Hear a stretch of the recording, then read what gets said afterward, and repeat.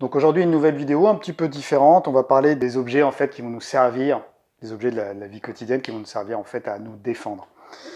Là, j'ai apporté quelques objets. Après, il y en a une multitude. Après, vous pouvez faire appel à votre imagination. Donc, des clés. Tout le monde a des clés sur soi, ça c'est sûr. Donc, ne serait-ce que quelques clés. On la tient bien dans la main. Ça dépasse. Et ça peut déjà servir à vous défendre quand on frappe avec. Ensuite, on a une lampe, petite lampe tactique. Donc c'est assez intéressant, une lampe tactique. C'est pareil, bon, ça sert à vous éclairer, ça c'est sûr, et ça peut aussi vous servir à vous défendre en frappant.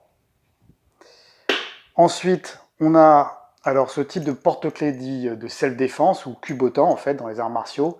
Donc ça c'est pareil, on peut accrocher ses clés avec. Bon, celui-là a un profil un peu agressif, mais il y en a des moins agressifs. Et légalement, on a le droit de les avoir sur soi. Ensuite, on a ce qu'on appelle les stylos dits tactiques. Donc, c'est pareil, c'est un stylo, on peut écrire avec.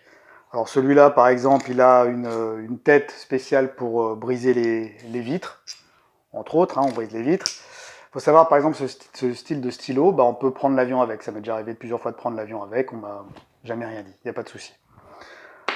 Ensuite, on a le stylo Bic en plastique. Okay, donc plus fragile forcément, mais bien utilisé, ça peut vous aider.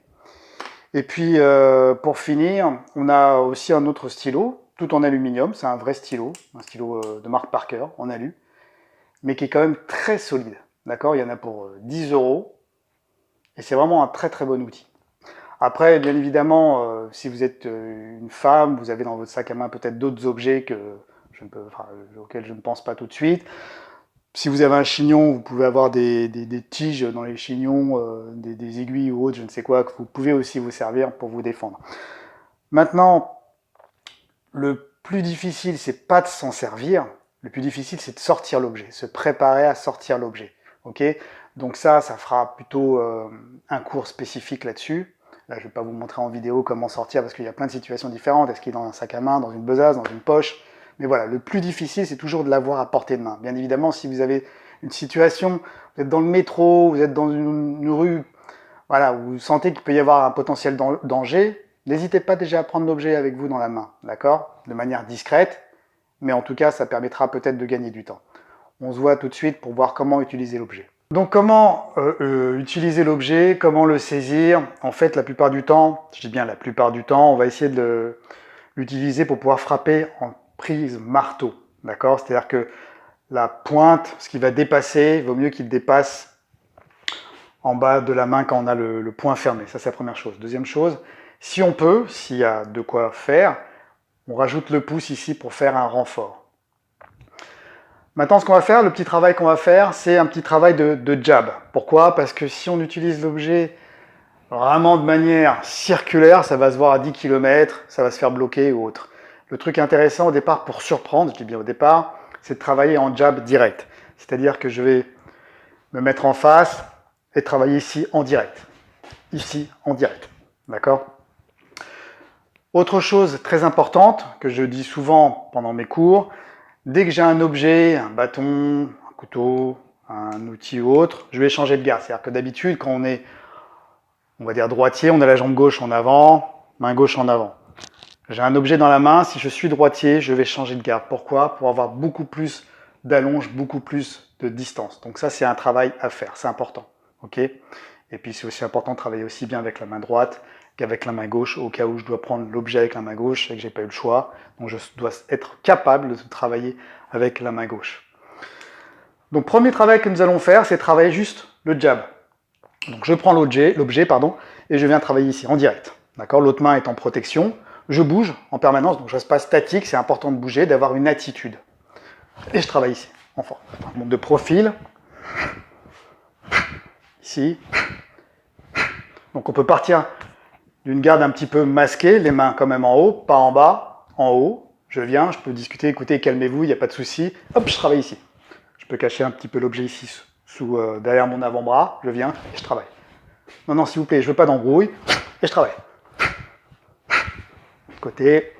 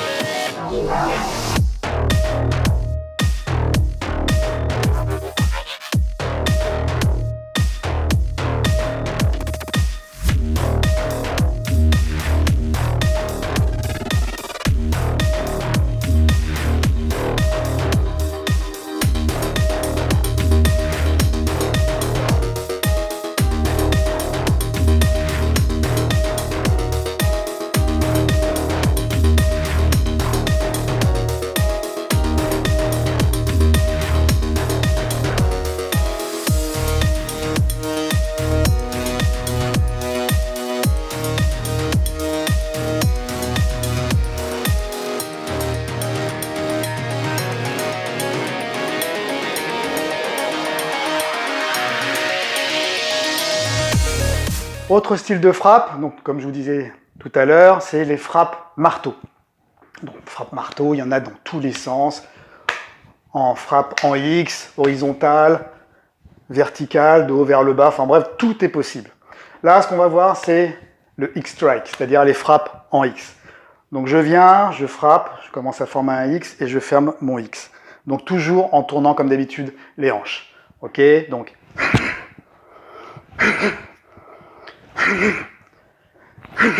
Le profil.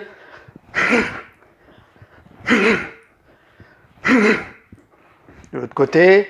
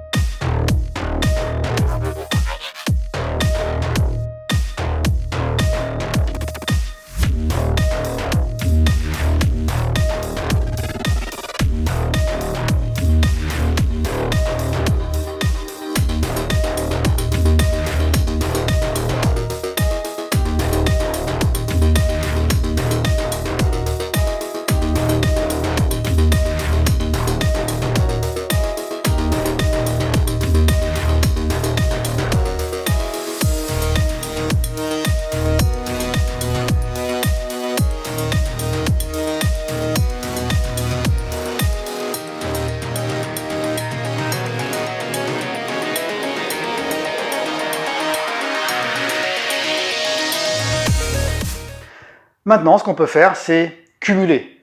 Je fais d'abord une frappe en jab, ensuite, je vais faire deux frappes marteau, c'est-à-dire deux frappes en X. D'accord? Donc doucement, 1, 2, 3. Donc toujours travailler avec les hanches. Hop, je pars, je frappe, je frappe.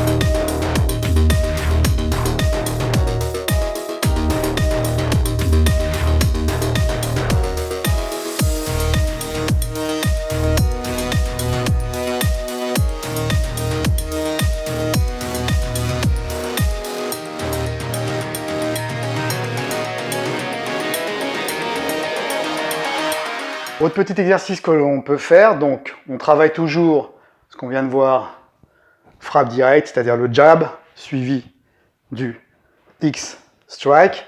Ce qu'on va faire, donc on va imaginer qu'on va frapper une première fois, 2, 3 fois.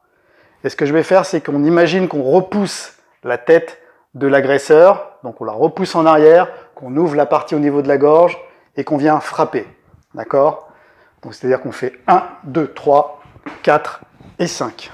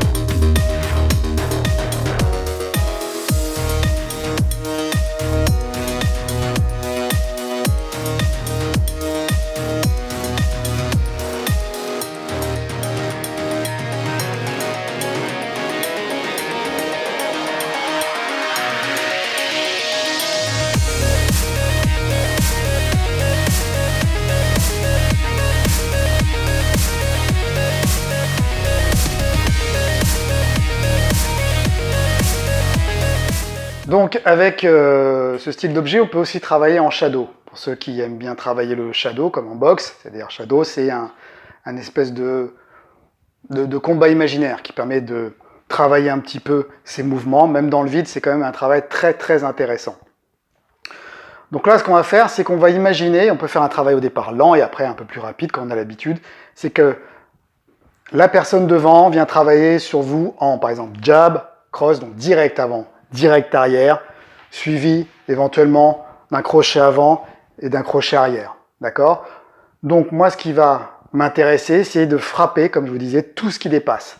Donc le point avant, en direct, le direct arrière, le crochet d'un côté et le crochet de l'autre.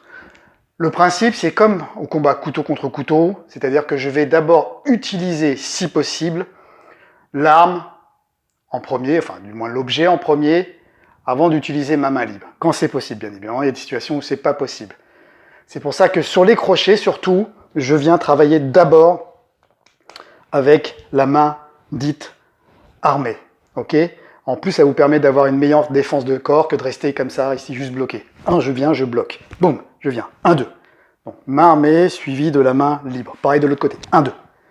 On essaie d'avoir une garde plutôt compacte et pas la tête haute, menton toujours baissé.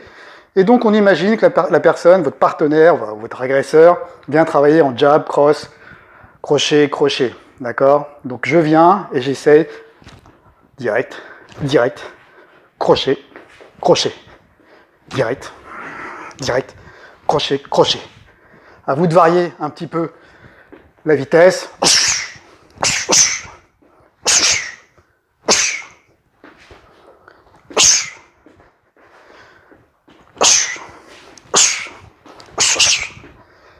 Les hauteurs aussi.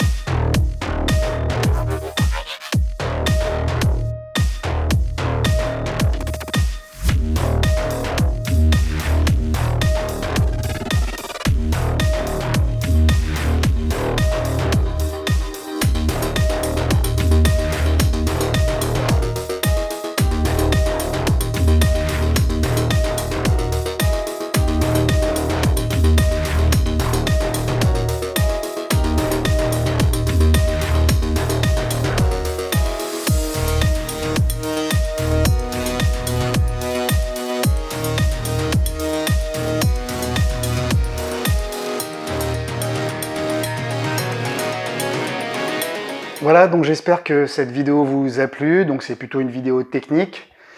Le tout, c'est de s'entraîner, s'entraîner, s'entraîner, s'entraîner. Il n'y a pas de secret.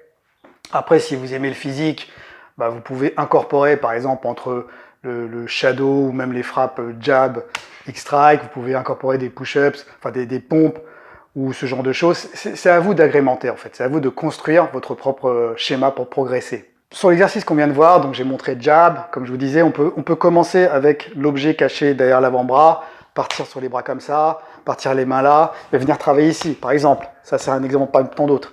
Après, ceux qui ont des pantalons à poche, vous pouvez voilà, travailler avec, je ne sais pas si on le voit, mais travailler avec le stylo dans la poche, monter ici, monter les mains ici, une main un petit peu plus basse. S'il faut, c'est mettre une main au visage avant d'aller chercher l'objet, non pas de regarder l'objet. Ok, c'est 1, toc, et 2, venir frapper. Voilà. Essayez d'être imaginatif, par contre réaliste, pas des trucs aberrants. Et puis c'est quelque chose que nous reverrons en cours. Vous pourrez poser des questions parce qu'il y en aura plein, ça c'est sûr. Et puis voilà quoi. En tout cas, portez-vous bien, bon entraînement et j'espère à bientôt.